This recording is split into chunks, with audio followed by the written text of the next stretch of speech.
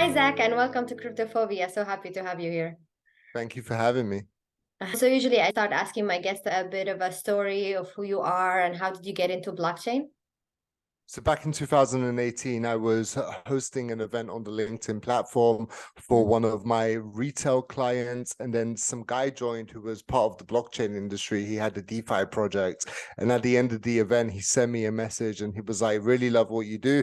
Can you host some events for us for our DeFi protocol? And I was like, sure, you never say no to business unless it's really, really No. bad.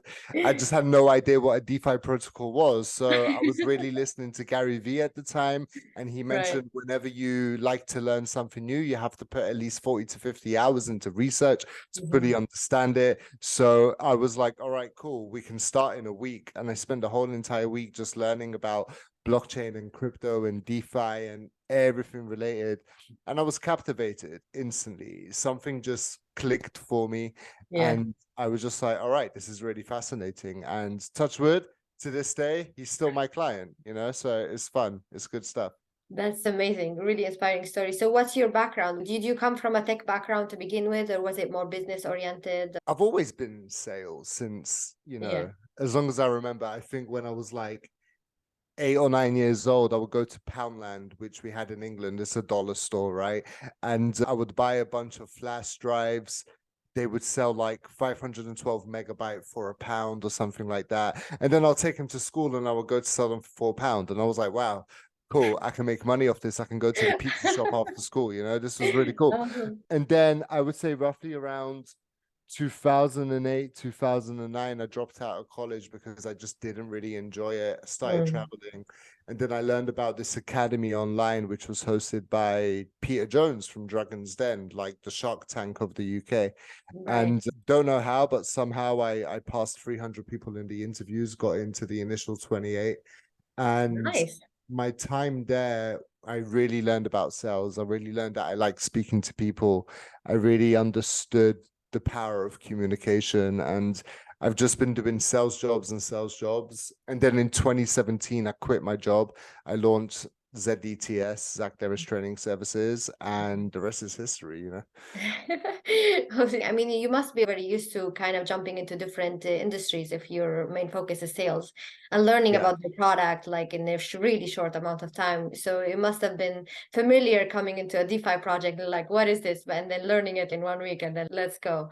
Yeah, I had to learn about like the automotive industry, the hair and beauty industry, the travel industry in my previous jobs very, very quickly. So for me, as Amazing. when it came to learning about DeFi and blockchain, it was like, all right, I know what I need to do. Gary Vee's in my ear telling me what I need to do. So I just like continued doing what I do, I guess. Amazing. So you must have some good tips for beginners who are listening in right now who want to learn about DeFi. They're curious about it, but they still haven't given it the shot. What would you recommend? You have to trust yourself. That's the most important thing. If Yeah. you have an opportunity to use the internet, which touch wood, a lot of us do, YouTube and Google are the university of life. And now ChatGPT, you can go into Yeah, I ChatGPT, love it. get a Love it. question, and it Mhm. will give you the answer straight away, right? Yes. So you just have to trust yourself that your brain is still a sponge, regardless of how old you are. You can always learn. You just have to go through the process of learning, because the more that you educate yourself, the more you'll be able to educate other people. I live by that truly. Coming into this space, it was hard. I come from a tech background, but it's a new culture, it's a new paradigm shift in the way that we think, in the way that we organize ourselves as communities. And I know you're the expert here about how to organize communities. And I really appreciate your work with the 100 community. I have seen you in action and I've seen how committed you are and how inspiring you are, pushing us all to do our best and support us. So this is one of also the topics I want to touch on. So when coming in and building a community in Web3, what are the three or like five basic things that you should have in mind? There's 100, but 100. I mean, and shout out to the 100 community. You guys and Yes. girls are freaking amazing. I'm Yeah, sure we'll love it. talk about it more during this conversation today, but Yes. 3 or 5 basic things. People don't buy products, they buy people. Mm-hmm. Okay. I'm going Mm-hmm. to say it again. People don't buy products, they buy people. So Yeah. anyone who's getting involved inside your project, they're coming in because you've told them for one reason or another, this is a good idea to invest your time in us and to build together with us. That's number one. Education is the number two thing. It's Yes. very, very, very important to constantly give your audience and your community the opportunity to learn. Mm-hmm. Number three, I would say energy. Mm-hmm. Definitely. There needs to be a nice energy inside your community, especially if it's a product where it's very complicated to understand. If it's a trading platform or a lending platform or a DeFi project or whatever, and it's got so many technical elements to it, there are individuals that are coming into this community with no prior knowledge of what this protocol is. And regardless of how much education, point two, you can give them, if the energy isn't there, they're not going to stay. So you have to make sure that it's fun and it's very exciting. And I'll end it with 4 points. Sure. Opportunities. Yeah. Opportunities are key. There's no point of people coming into your community if you're only going to benefit from them. Right. If you're Yeah. constantly giving your community opportunities where they can grow and they can achieve new relationships and they're able to network with other people and expand their own personal journey, they'll stay. Building a community is a win-win for everyone. So you're building win-win scenarios. It's not about manipulating people into doing what you want. It's about thinking, okay, this is what I want, this is what you want, how can we both win?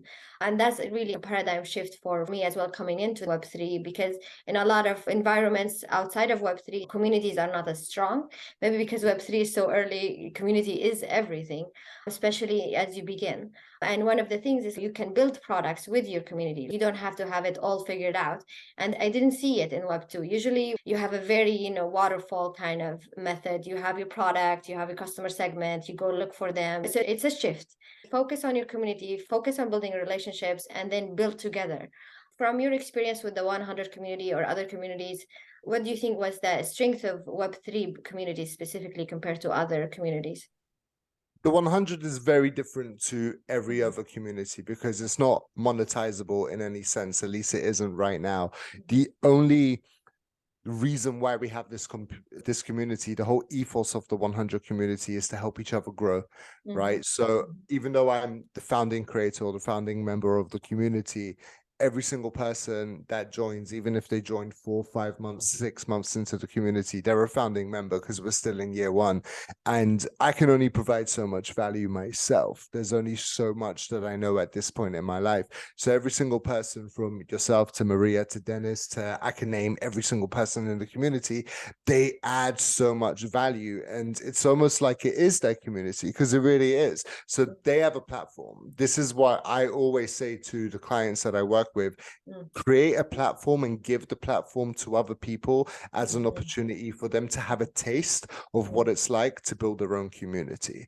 Because every single person, and I love talking about this, every single person in the world, they have a community. They just need to put inspirational content out there or go out in person and inspire people through events and things like this to be able to unlock and find their community. If you have a look at Eminem, perfect example. Yeah. He grew up in Michigan in the United States.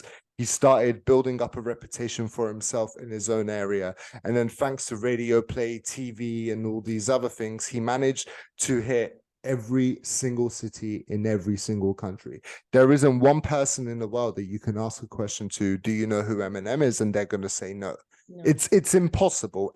Like anyone who has access to the internet, right? It's impossible. So you just have to go out of your way to find your community, and eventually they'll find you too. You just have to put enough content out there. Yeah. And you're using mainly LinkedIn, right? Yeah. So I've been a certified social selling trainer for LinkedIn for around 7 years now. And it's really funny how I first realized why this platform is so powerful.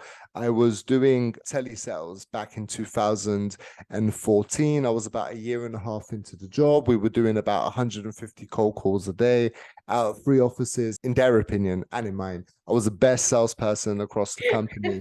And I hit my target early, like thanks. And I hit my target early, like I would on the majority of the months. And I had 10 days left. And in these 10 days, I said to my manager, look, I've always used the LinkedIn platform to research my clients, but I haven't ever used it to try and sell to my clients as a prospecting tool or a lead generation tool. Can I go ahead and do this for the next 10 days? She had faith in me. Shout out to her. And I did it. And within a 10-day period, I only picked up the phone once and I got over 110% of my target, which was about 35 sales. And in that moment, Inez, I realized this is the future of sales. If I'm able to have 10 to 15 conversations at once through the touch of my hands, that's crazy. Why am I picking up the phone? Totally. Right? It's so outdated. So I decided to really educate myself. And one thing that a lot of people don't realize is you can learn the LinkedIn platform for free. A lot of them prefer to get a trainer. They prefer to put themselves through courses and things like this. The way that I learned is I clicked every single button on the LinkedIn platform. There's probably 17,000 buttons, right? I'm not kidding you. It's a lot of buttons. Yes. There's a lot of buttons, right? From the help page to the learning page, there's Totally. so many different pages that you can click on. I never watched a YouTube tutorial. I never got a trainer. I just started clicking everything and I was taking notes. So I was like, all right, if I click on me, then click onto privacy, then I can change this and I can do this. I made myself a manual to a point where I started training people in my company.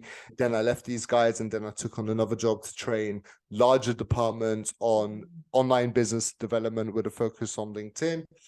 And then I think it was around 2017, I started implementing the techniques for LinkedIn to every single other social media platform because it works. The process is the same. People don't realize this, but we as human beings are the algorithm. There isn't a code, which is an algorithm. We decide what we see. It could be because of the stuff that we watch or the stuff that we type in, but we decide what we see. What we engage with as well. 100%. Absolutely. Like if we're engaging in the same type of content all the time and more creators come on the platform and they started to develop the same type of content, platform's going to show it to you. Yeah, but just to like rewind back to your question, I honestly think that anyone can learn anything. They just have to push themselves to do it because it's not easy. But what good things have come to you that have been easy? Nothing. Yeah. Absolutely. And the thing is, like, people like want everything simple, but like it gets simple by getting good at it. It's not like it's gonna get simple overnight. It gets simple because you put the work and you understand it, and then at some point it gets simple. And that's also part of the reason why I started this podcast. There are lots of people who are skeptic and they're beginners. And when I talk crypto, everybody thinks trading, right? They think scam. There's so much there in the Web3 community that we're inside the community, we see it. Like we see the collaboration, we see the kind of power that you talk about. A lot of people, even in Web3, are doubtful about LinkedIn. And I really like the people I met on LinkedIn. I think they are very professional. I met a lot of inspiring people. But of course, you have to filter through a lot as well. But that's on any platform, right? You have to filter through the noise and you have to get good at it. Do you have any advice on how to filter through the noise when you're building a community or finding your people? Identify 10 creators on whatever platform you're on and that you relate to. All right. So identify 10 creators on any platform that you relate to and start engaging in their content. Respond to the comments of the people that are commenting on their posts. Build relationships with them. Be present every single time that they're posting content. And over time, you'll find your own community because the people that share the similarities with you in terms of the stuff that you relate to or the stuff or the topics that you like, they're your community. And that's the best way to find them. So I would say as it relates to Twitter, in May of 2022, I was training so many of my clients on how to grow their NFT communities through Twitter because that's what you do. But when I have a look at my own personal Twitter, I had 28 connections on it, right? And I'm like, okay, I'm kind of not tooting my own horn or doing as I say myself if I'm not building out my own Twitter community. So I spent 30 days, exactly 30 days in May, every single day, putting the same amount of time that I did into my account for LinkedIn, growing my Twitter community. I hosted over 30 Twitter spaces, one with Keith Berry, who's the NFT kid, very well known in the space. We did a space for about 11 and a half hours. Could have been more. I don't remember. I fell asleep. That's a long time.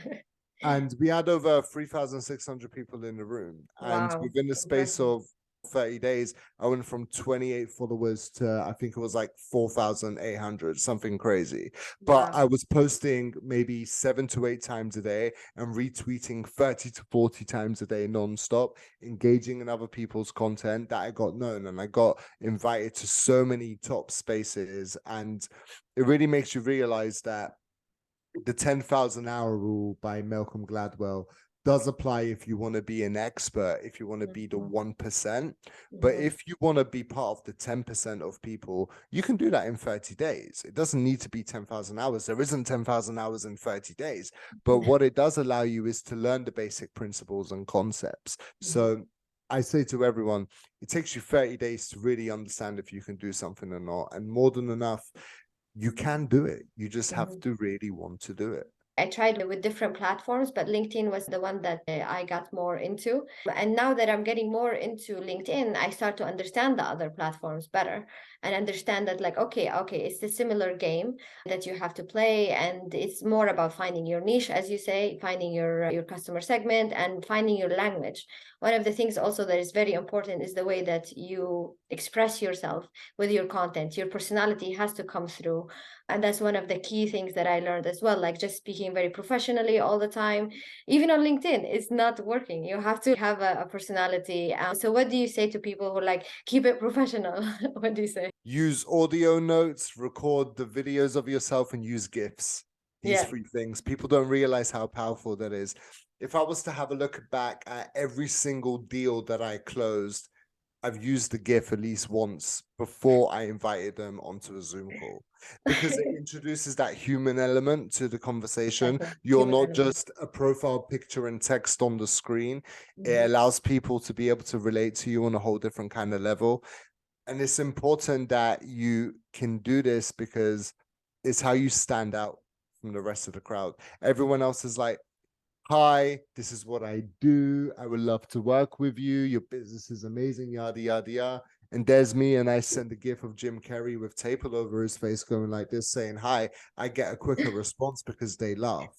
If you can make people laugh within the first 2 to 3 minutes of your conversation, well, I say 10 to 15 seconds more than anything, but 2 to 3 minutes, you'll get a conversation. You just have to make them laugh. Mhm.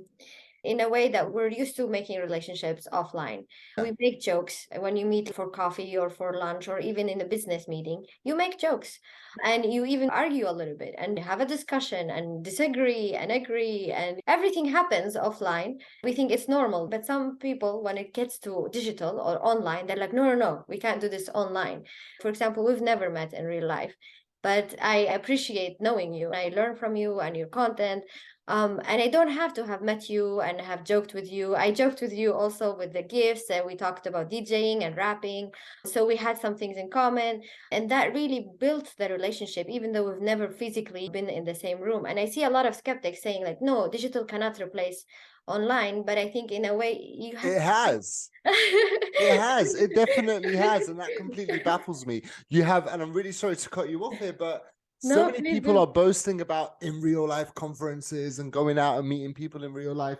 100%, don't lose touch of reality, even though No. this still is a reality.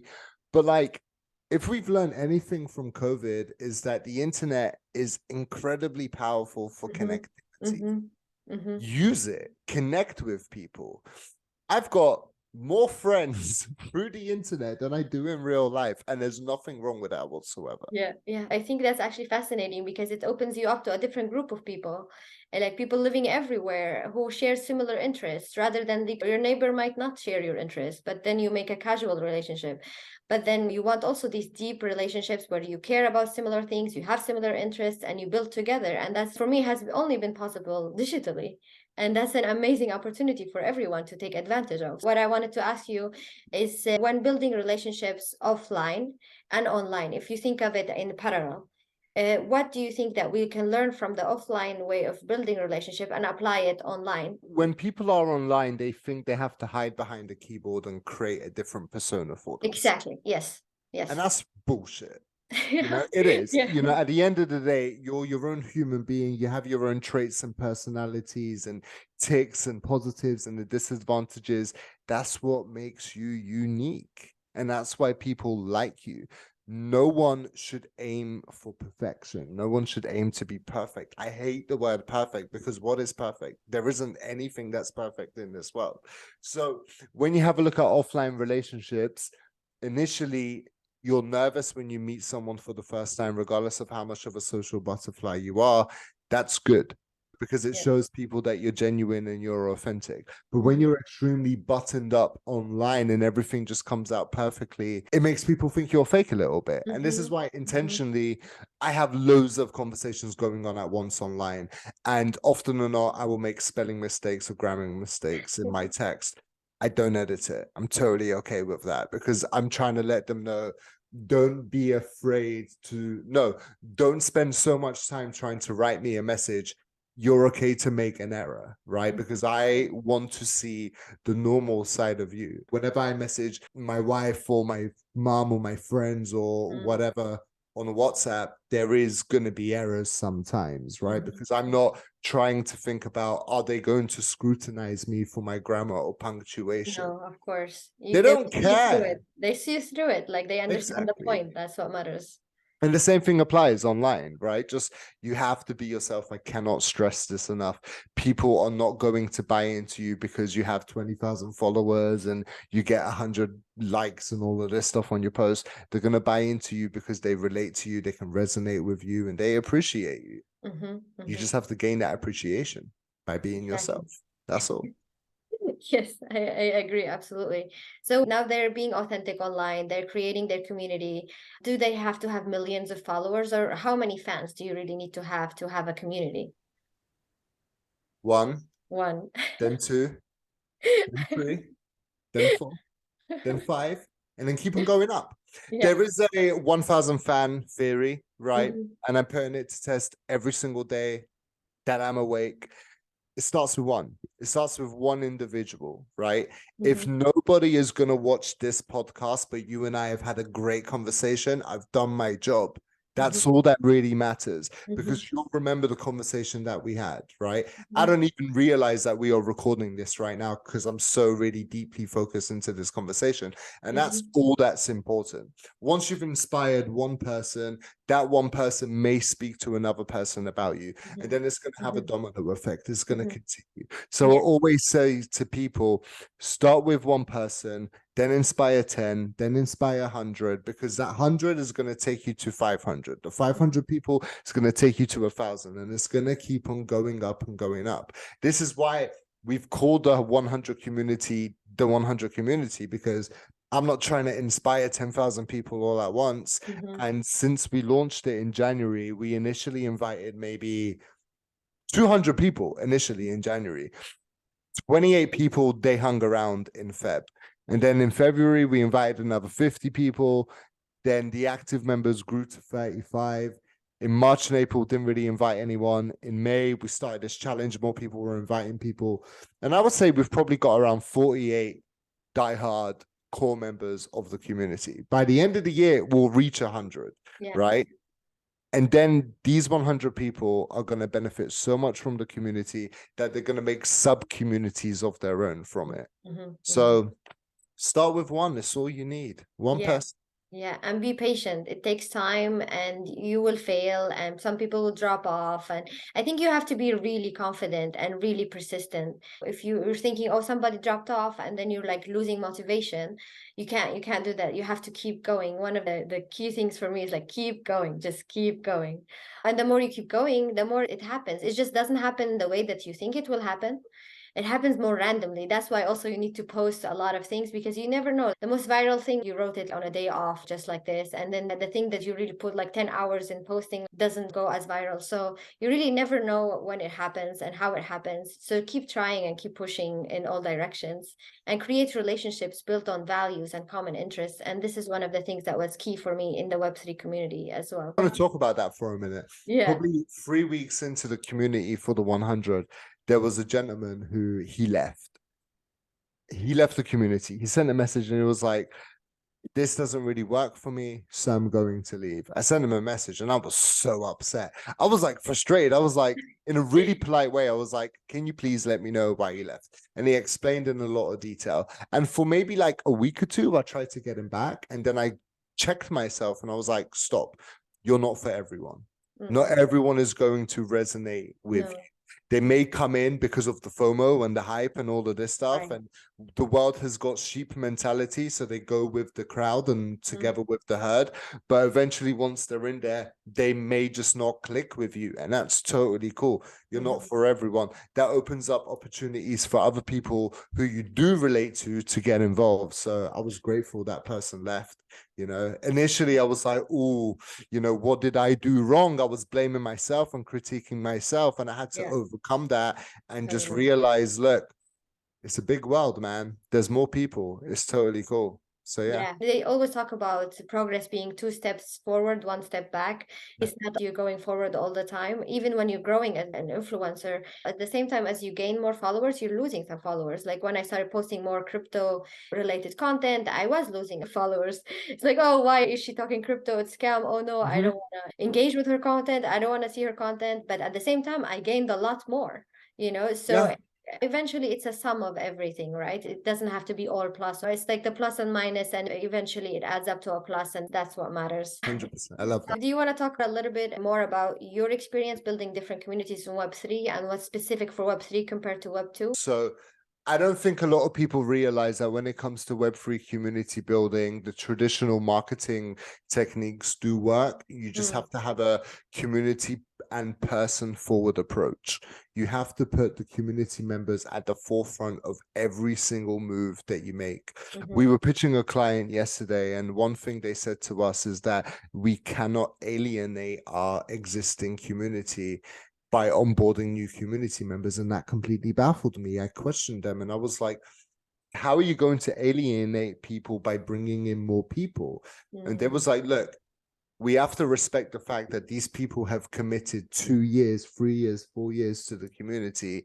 If we are putting all our time and energy into onboarding new people, we're going to neglect the pre-existing community. Right. This is why moderators and community managers are possibly the most valuable asset any community member, any community founder or project founder can have. And often or not, it's so sad, but people don't respect their moderators for being at the forefront of their business, right? Like if you didn't have your mods and your community managers, you're screwed. So respect them and pay them well. I'm so sick and tired of people not getting paid in this space.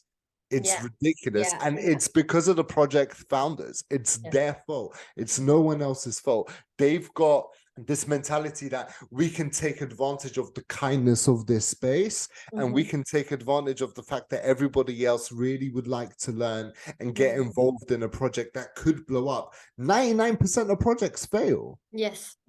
So how are you going to tell me to commit 40 to 50 hours a week, grinding and building your community and managing your community, and you're not even paying me like $5 an hour, right? There's a minimum wage for a reason. Pay the minimum wage. Yeah. Pay them more, for sure. But then if you're continuing to give promises to people, if we mint out, if we sell out the project, if the token does an IPO, then we're going to give you a percentage and a stake. That worked in 2020 for a period of time, right? But then as soon as we hit 2021 and more people became experienced, that mentality completely phased out. I always give the Bored Ape Yacht Club as a perfect example. What the founders of that project, Greg and Wiley and everyone else did is phenomenal, right? Even though we had a number of other NFT projects before, the way that they built community was extremely community focused, and they prioritized and gave opportunities after the launch to community members to build their own sub-communities within the BAYC. And this is why out of the 5,000 or so people that hold the NFT, at least 3,000 of them, they have their own project, or they have attempted to launch their own project since, with the support of their community. And this is why when we compare it to the corporate world, as I call it, rather than the Web2 world. It is. The boss of that company, they try to keep you in your position. They try to keep you in your lane. This is why you have to fight year on year on year to get reviewed on your pay, to have like promotions on your job, and all of these ridiculous things that we were taught is the right way. I have to go to college, I have to go to university, I have to get an entry job or do an internship, then I need to grind for 2 or 3 years, and then I need to like get the first promotion, then 2% increase on my pay, and then after 10 to 15 years I can maybe get a director position. It's ridiculous. When you put it like that, doesn't sound really attractive. Exactly, but that's what it is, right? Like that's what we've all needed to go through. It is, I agree. The community manager for VFriends, right? He was involved in the VFriends community since day one. He was extremely active. Then he reached out to either Gary or Avery or someone else inside the community, and he was like, look, I would love to be your community manager and I can offer a lot of value. They didn't question it at all because they've seen all the value, and he's probably the best paid community manager in the world in the Web3 space because he proved himself, right? And this is why I love artists and musicians so much, because they can go 10 to 15 years, not earn a penny off their music or a very small amount, and then they're going to blow up and earn millions and millions and millions because they put the free time in that was required, right? In the Web2 world or the corporate world, our free time was education. It was school and college, right? So if you go into a company as a junior grad or whatever it is, but you are 10 times more inspired or hardworking than other people inside the company, give that person an opportunity, God damn it, right? But, you know, this is why I love Web3. It's all about opportunities, and I've seen so many people, especially within the past year, they've gone from being curious about the space to actually being the founder of whatever. It could be a consultancy, could be an agency, could be their own NFT community, it could be so many different things, but they took the time to learn, they took the time to get involved in other people's communities, and now that they have the knowledge and the skills, they're building for themselves. So keep building, you know. I want to double tap on the NFT community thing because it's something I'm really excited about, and it's something I'm considering for my podcast as well, with the whole slogan, be a cheetah, not a cheater, and moving the space from cheaters to cheetahs.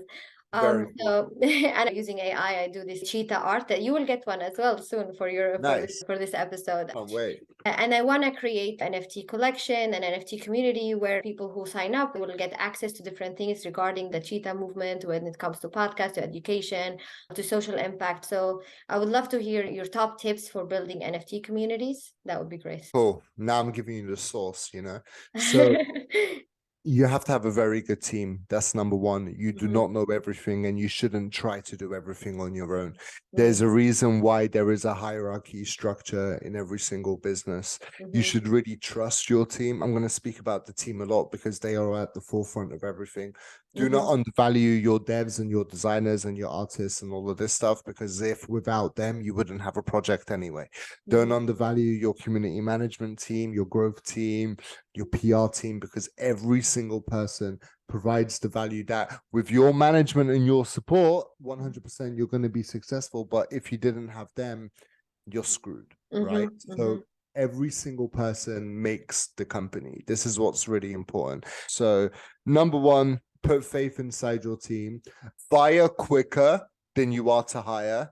People don't like me saying this, but if someone isn't performing the way that you've expected them to, and this is twofold, right? But if they're not performing the way that you expect them to, obviously give them the opportunity to improve their quality of work. But if it's affecting the morale of the business, you have to let them go, and don't do it in a harsh way. Give them a good character reference or whatever, if that's what you need to do. But you have to prioritize the growth of your business. And the reason why I say it comes twofold is that you can't hire too quickly either. You have to be able to see who within the company can do more than one things if they would like to do more things. But on the expectation side of things, and as you cannot expect anyone in your company to perform as well as you. You're the CEO. You're getting paid the most. Even if you don't take a salary, you're getting the majority of the share. How can you expect your business development manager who's on 40, 50K a year to work 10 times the amount of work that you do when they're only getting less than 0.5%? It's not it's ridiculous. Exactly. It's not healthy, like 100%. No. What else? So content is queen, content is king, content is so important. Not a lot of people are taking advantage of content. Like, people don't realize that regardless if you have an old phone or a new phone, everyone's got a phone that they can just pick up and record themselves like this and just be like, hey, my name is Zach, I have this project today, I'm doing this, put it out on the internet, and that's content, right? That literally right now is content. Yeah, it's content. The more content you put out, the more opportunities you give to raise awareness. And the more awareness that you build, the more inspiration that you can give out. There could be one person out there in the world who didn't know, for example, right? They didn't know how to create a live event on the LinkedIn or the Twitter platform. If you were to record a piece of content or even to write a piece of content, telling people how to do it, you would inspire that one person, because not a lot of people realize that even though the news outlets of the world, they still get a lot of attention, right? So BBC News and Decrypt and CoinDesk and like these like original news articles and the news publishers, they still get a lot of attention. But the way that we find their content is through social media and other people talk. Yeah, I find my information from you, from other people that I engage with their content. So I like to see who's talking about what. There's a guy in our community called Tom, and he put a post out yesterday about the customer loyalty scheme via Nike. And I didn't know that they were going to do a loyalty scheme. And he recorded a video, he broke it down, and I was like, all right, cool. Now we need to keep up with Nike, right? Like, you get your content from other people. So team, content, and be omnipresent. Be everywhere all at once. It's really hard, but just by you putting out this podcast and recording this podcast, you can put it on YouTube, on Spotify, and Apple Music, on Anchor, on LinkedIn, on Twitter, on TikTok, everywhere, right? And there's so many platforms where they can schedule your content for you, like Hootsuite or Buffer, or you can just manually do it. But you need to appreciate and understand that your community members or the people that are going to be inspired by you, they're not going to be on one platform, right? I've got X amount of people on the LinkedIn platform who will never go on Instagram. And then I've got 100, 200, 300 people on Instagram who will never go onto LinkedIn. And if I prioritize one platform over the other, I'm going to lose them people who are not going to see my content on the other platform, right? You have to be present at all times. So I would say team, content, and presence is very important. I'm guilty. I'm now focusing mainly on LinkedIn. Instagram, I do more for DJing, but I started like a Cryptophobia podcast, also page, and I started TikTok page as well. It's just that like it's just so much content to create and to edit, and I'm editing here, I'm editing there. So now recently I started on YouTube, so that's great. I was only on Spotify before, so I want to grow into it, but like slowly, because I don't want to like overwhelm myself, because it gets overwhelming at some point. All I'm doing is creating content, and if I want to do other things in my life, not just create content. 100%. But look, if you take a look at this, right? If you've recorded a 30-minute podcast, you have 30 pieces of content for a minute each that you can put out. That's a post a day for 30 days. Imagine if you're recording 3 or 4 episodes a week. You're set for content. There's great platforms out there, and I'll give you a link to a bunch of them after this, where you can upload your podcast that you recorded like this, and it will automatically, with AI technology, chop up 30 pieces of content, create the headline, that's perfect, because that's the hardest thing, is to cut it off. I spend 2 hours every single day, Monday to Friday, on my editing of content, right? I have a very detailed and organized daily schedule that if I don't stick to, I wouldn't be able to produce as much as I can. So many people tell me, like, how do you perform the way that you do? And I'm like, dude, I have ADHD, right? Me too. I could have guessed, and that's great. It's a superpower. You should definitely take advantage of it. I agree. You have the ability to hyper focus on stuff and understand stuff in a different way that other people don't. And anyone who ever goes to knock themselves down for it, like they're doing the wrong thing. My cousin, who's an amazing director and musician, she's, I want to say 24 years old. She messaged me around a month ago and she said, Zach, by the way, guess what? I was diagnosed with ADHD. And I was like, congratulations, right? Like, honestly, congratulations. I'm proud of you. Like, I knew she always kind of had it, but I'm like, there isn't anything that's going to change from No. this moment, No. right? You will just understand yourself better and not feel ashamed for not being neurotypical or like a certain way. Yeah. You accept for yourself for who you are.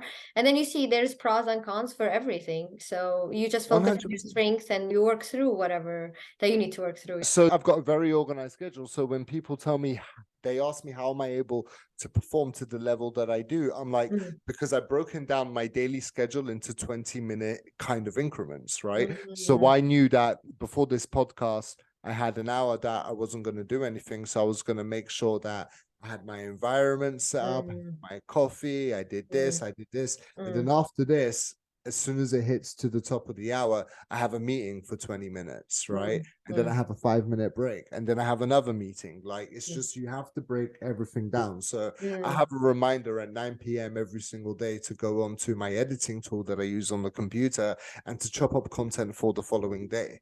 I do it a day in advance. So this way, by the time I wake up in the morning, the first thing I can do is go onto LinkedIn or Instagram or whatever, post, get it out of the way, respond to comments as and when I need to, but then focus on with my day. Because for me, content is a necessity, right? It's important that people understand that if you're not producing content in this day and the digital age that we're in, there's only so far that you can get, which sucks. I absolutely agree. But there's many different forms of content, right? You can write, you can record, you can do audio only. You don't need to force yourself to do a style of content that you're uncomfortable with. Not a lot of people like to record themselves, right? I'm not a massive fan, but I know I need to do it, and I know people enjoy it, so we do it, right? So just have faith in yourself. And okay, I'm gonna challenge you a little bit here. Some people, all right, let's go.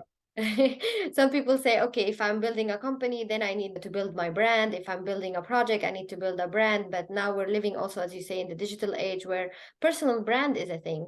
And you have to communicate who you are online by creating content that shows who you are and also engaging in with people who have similar values. So what are your thoughts on personal brands? Is it a thing or not? You are your own personal brand. So however way or form you decide to put yourself out there, that's what your brand is. So many people come to me on a regular basis and they say, if I start talking about something else, just like the example you gave, as soon as you start to speak about crypto, you lost some people, but then you gain more, right? Like, exactly. People need to adapt to the fact that you are an ever-growing human being and your style and your inspiration is going to change along the way, right? Absolutely. I'm going to reference Eminem again. His first album that he officially put out, right, after Infinite, so the Slim Shady LP, very angry, very passionate, really hungry, amazing album. Every single album after that, because I'm a fan, was absolutely incredible, including Revival. However, so many people after every single album, they're like, we want the Slim Shady LP. We want the old version of Eminem back. Dude, he's grown. He isn't as angry as he was back then, or as he healed. Like really hungry. Yeah, as he was back then. He got rich, right? And he made it. But he can still channel that, but like he evolved as a human being. Of course. Right? He's evolved as a content creator. His personal brand has evolved. And that's for absolutely everyone. I found my old phone from like 2018, right? The other day, I was just going through like a tech box that I have with like old cameras and old phones and old Bluetooth speakers and all of this stuff. And I found the phone and I was like, you know what? I'm going to charge it and I'm going to have a look at the content that I used to create. I would never put that stuff out, but I put all of it out back then. It was terrible. It was absolutely horrible. But that's the stuff that allowed me to grow my Instagram to where it is right now, right? Because I was putting out all of that content. Absolutely. I've removed it since offline because it was horrible, but at the time it worked. Right now, if I'm going to put that stuff onto LinkedIn, people are going to be like, yo, this guy is delusional. Why is he talking about, I believe in myself so much. I'm going to be amazing. I'm going to absolutely crush it. I'm going to have $1 billion business and all of this stuff. J. Cole said something incredibly passionate and it was absolutely phenomenal. J. Cole said, you have to have a delusional self-belief in yourself. You have to set the bar so high that it has to be achieved. Yeah. People have goals to get inside the NBA, for example. Yeah. Is that really the goal? Because there are people who are in the NBA, but they're always on the bench. They don't ever get the opportunity to play. So the whole entire career, they are on the bench, on the sidelines, and they have to watch other players win. There's then so many people like Michael Jordan, Shaq, and LeBron James who they are in the NBA, right? Because they've played and they've won and they've become MVP and all these other things, because they reminded themselves every single day that I am delusional and I believe in myself and I have to achieve this. So that's the message I love to end this with. Just everybody has to have a delusional self-belief and just push yourself and learn and grow every single day, and you can achieve anything. Absolutely. Also, why ADHD has been a superpower for me, because I have a delay of reaction. So I do more impulsive decisions. Processing. So yeah, exactly. The processing is a bit slow. And then I'm gonna start a podcast. Yeah, cool. I tell everyone on LinkedIn I'm gonna start a podcast. And then I record my first episode and I'm like, this includes listening to myself? This includes me speaking? Oh my God, and putting it out there. And then but I already committed. I already had recorded an episode. People are waiting for me to release. I can't go back. And I'm like, okay, I have to do it. I have to do it. So I That's mean, so sometimes funny. so sometimes my delay of reaction makes me do things. Maybe if I didn't have that delay, I would, think too much and then I wouldn't do it. Yeah. Do you like to set yourself a deadline for stuff that you do? Yes. Yeah. Yeah, It's if you helpful. set yourself a deadline, often or not, and this goes back to like when I was in school, I would be given coursework or homework and I had a month to complete it.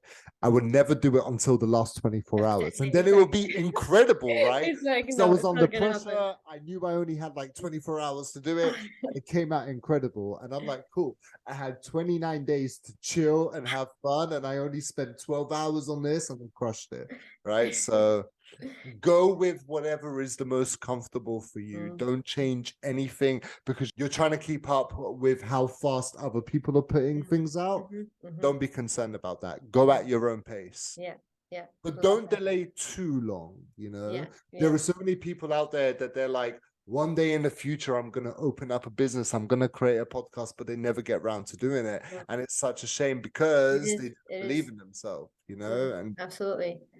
So now we're coming to an end with one question. What are you bullish on and what are you phobic about when it comes to Web3? It could be your own projects or a project in the space in general. I'm going to be incredibly delusional just to back up what I said previously, but I'm incredibly bullish on myself. And every other podcast I've spoken about my clients and other projects that I'm involved in, and I'm obviously very bullish on them, but I am massively bullish on myself. And I have to thank myself. I put a lot of work in, and every single hour of every single day, I grow, I have growth, and I've never seen another person that I know in real life, like as a friend, to be able to perform. It's delusional, but I've never seen them be able to perform the way that I perform. And to me, that's success. And I'm bullish on that. At the same time, I'm very phobic about the fact that if I stop, I'll fail. I have this self kind of like scarce mentality that I have to do this. It's all or nothing. So very vain, very narcissistic, but I'm bullish on myself, and it's good to be. All right. This was super helpful for me. I learned a lot. I'm sure people who are listening in learned a lot. So where do they find you? How do they contact you? Yeah, just Google me, Zack Deris. Everything's there. Literally, everything is there. I want to give you a shout out though, and I would like to do this again for sure. I think it'll be fun to do a part 2 where I get to interview you a lot more because I learned so much more from you today, and it was very that's amazing. Thank you. So I would recommend everyone go check out the Cryptophobia podcast. It's very good. And your previous guests, like Maria and other people, they delivered so many gems. So very cool podcast, and super grateful you had me on the show. Thank you.